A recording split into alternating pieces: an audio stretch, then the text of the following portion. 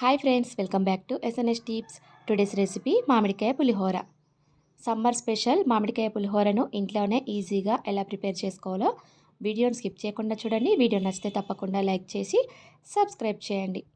ముందుగా రైస్ని తీసుకొని 2-3 సార్లు వాష్ చేసుకోవాలి. అలాగే ఇలా హాఫ్ అన్ అవర్ పాటు నానబెట్టుకోవాలి. ఇలా నానిన తర్వాత స్టవ్ పైన పెట్టుకొని అందులోకి ఒక చిటికెడు వరకు పసుపుని వేసుకోవాలి. అలాగే 1 స్పూన్ వరకు ఆయిల్ని కూడా యాడ్ చేసుకోవాలి. ఆయిల్ వేయడం వల్ల అన్నం అంటుకోకుండా పొడిలా వస్తుంది. ఈ విధంగా వేసుకొని మిక్స్ చేసుకొని అన్నం దగ్గర పడేంత వరకు ఉడికించుకొని మూత పెట్టుకోవాలి. ఈ విధంగా ఒక 5 మినిట్స్ తర్వాత స్టవ్ ఆఫ్ చేసుకొని చూసుకోవాలి. చూసారు కదా, వీడియోలో చూపిస్తున్నట్టుగా అన్నము మంచిగా పొడిలాడుతూ వచ్చింది కదా. ఇప్పుడు దీన్ని పక్కన పెట్టుకొని ఇందులోకి కావాల్సిన మామిడికాయలను తీసుకోవాలి. మీరు అన్నం ఏ క్వాంటిటీలోనైతే తీసుకోవాలో దానికి తగినట్టుగా మామిడికాయలని తీసుకోవాలి. ఇవి నేను 2 మామిడికాయలు తీసుకొని పైన పొట్టును తీసివేసుకున్నాను.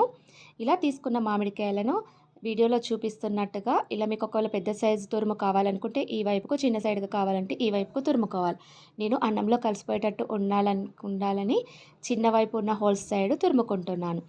ఈ విధంగా మిగిలిన మామిడికాయను కూడా ఇదే విధంగా తురుముకోవాలి.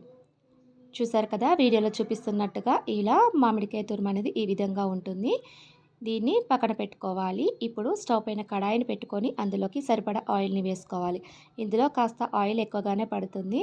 ఆయిల్ ఎక్కువ ఉంటేనే టేస్ట్ కూడా చాలా బాగుంటుంది. ఆయిల్ కాగాక 1 స్పూన్ ఆవాలు, 1 స్పూన్ జీలకర్రను వేసుకొని చిటపటమన్న తర్వాత పల్లీలను వేసుకోవాలి.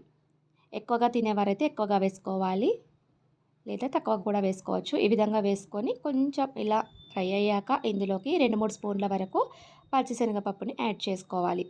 అలాగే 1 స్పూన్ వరకు మినపప్పును కూడా యాడ్ చేసుకోవాలి. ఈ విధంగా వేసుకొని ఒక హాఫ్ మినిట్ వరకు ఫ్రై అయిన తర్వాత సన్నగా కట్ చేసి పక్కన పెట్టిన పచ్చిమిరపకాయలని ఇందులోకి యాడ్ చేసుకోవాలి. ఇందులో పులుపు కాబట్టి కారం ఎక్కువగా పడుతుంది కాబట్టి పచ్చిమిరపకాయలని ఎక్కువగా వేసుకోవాలి. కారం ఉంటేనే టేస్ట్ అనేది చాలా బాగుంటుంది. ఈ విధంగా వేసుకొని ఫ్రై అయ్యాక ఇందులోకి 4 ఎండుమిరపకాయలను కట్ చేసుకొని వేసుకోవాలి. అదేవిధంగా 2-3 రెమ్మల వరకు కరివేపాకును కూడా వేసుకోవాలి. ఈ విధంగా వేసుకొని కరివేపాకు చిటపటమన్న తర్వాత ఇందులోకి ఒక హాఫ్ స్పూన్ వరకు ఇంగువ పొడిని వేసుకోవాలి. ఇంగువ వేయడం వల్ల టేస్ట్ అనేది చాలా బాగుంటుంది. ఈ విధంగా వేసుకొని బాగా మిక్స్ చేసుకున్న తర్వాత ఒక పావు స్పూన్ వరకు సాల్ట్ని వేసుకోవాలి. అదేవిధంగా ఒక పావు స్పూన్ వరకు పసుపును కూడా వేసుకోవాలి. ఆల్రెడీ మనము రైస్ ఉడికేటప్పుడు వేసాం కాబట్టి ఇందులో కొంచెం వేసుకొని ఇలా మిక్స్ చేసుకోవాలి.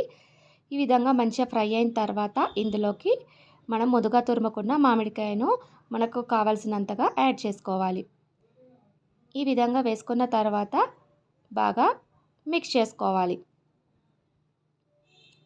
ఇలా మిక్స్ చేసుకున్న తర్వాత ఇందులోకి రుచికి సరిపడా సాల్ట్ని యాడ్ చేసుకోవాలి. ఈ విధంగా వేసుకొని సిమ్లో పెట్టుకొని మాత్రమే మంచిగా మిక్స్ చేసుకోవాలి. ఈ విధంగా చేసిన తర్వాత ఆయిల్ అనేది పైకి తేలుతుంది. చూసారు కదా, వీడియోలో చూపిస్తున్నట్టుగా ఈ విధంగా ఆయిల్ పైకి తేలిన తర్వాత స్టవ్ ఆఫ్ చేసుకోవాలి. స్టవ్ ఆఫ్ చేసిన తర్వాత కొంచెం చల్లారాక మరొకసారి మిక్స్ చేసుకొని ఇప్పుడు దీన్ని మనం ముందుగా ఉడికించుకున్న అన్నంలోకి యాడ్ చేసుకోవాలి. చూసారు కదా, అన్నము కొంచెం పొడిలాడుతూ వచ్చింది కదా. ఇప్పుడు మామిడికాయ తురుముని ఇందులోకి యాడ్ చేసుకోవాలి. ఈ విధంగా మనకు కావలసినంత వేసుకొని బాగా మిక్స్ చేసుకోవాలి. ఇలా మిక్స్ చేసుకున్న తర్వాత ఒకసారి టేస్ట్ చూసుకొని సాల్ట్ తక్కువగా ఉంటే యాడ్ చేసుకోవాలి. అంతే, ఎంతో టేస్టీ అయినా హెల్దీ అయినా సమ్మర్ స్పెషల్ రెసిపీ మామిడికాయ పులిహోర రెడీ అయిపోయింది.